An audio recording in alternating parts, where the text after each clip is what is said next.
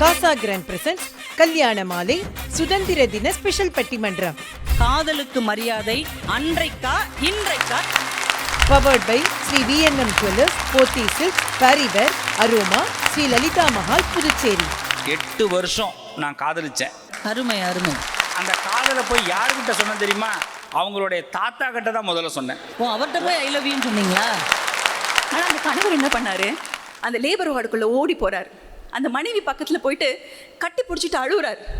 எல்லாத்தையும் என்னால் ஷேர் பண்ணிக்க முடிஞ்சது, இதை நிச்சயமாக என்னால் எக்காரணத்தை கொண்டும் பகிர்ந்து கொள்ளவே முடியாது. என்னமோ அந்த காலத்து கணவர்கள் எல்லாம் அடிச்சு நொறுக்கிற அண்ணியன் மாதிரியும், இந்த காலத்து கணவர்கள்லாம் காதலை கொட்டுற ரெமோ மாதிரியும். ஒன்னே ஒரு விஷயத்த புரிஞ்சுக்கோங்கம்மா, எல்லா அண்ணியனுக்குள்ளேயும் ஒரு ரெமோ இருப்பான், எல்லா ரெமோக்குள்ளேயும் ஒரு அண்ணியனும் இருப்பான். இப்போ அந்த அம்பி எங்க இருப்பான்?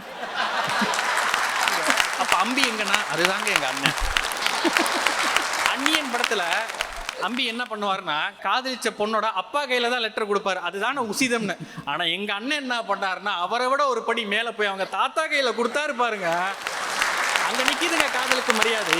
இனிமே அவர் வெறும் மணிகண்டன் அல்ல, உசித மணிகண்டன்.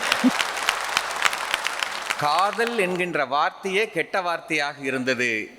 இன்றைக்குத்தான் அது கெட்ட வார்த்தை அல்ல, இரு மனங்களை தொட்ட வார்த்தை என்று அங்கீகரிக்கப்பட்டிருக்கிறது இன்றைய காலகட்டத்தில். பல பேர் ஆஸ்பத்திரியில் கொண்டு போய் விட்ட வார்த்தை.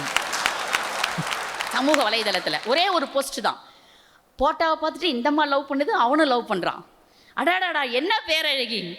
திடீர்னு ஒரு நாள் 2 பேர்ல நேரில் சந்திச்சாங்கன்னு வச்சுக்கோங்களேன், டமால்னு ஒரு சவுண்டு கேட்கும். ஒன்றும் இல்லை, 2 பேர் எதையுமே வெடிச்சிடும்.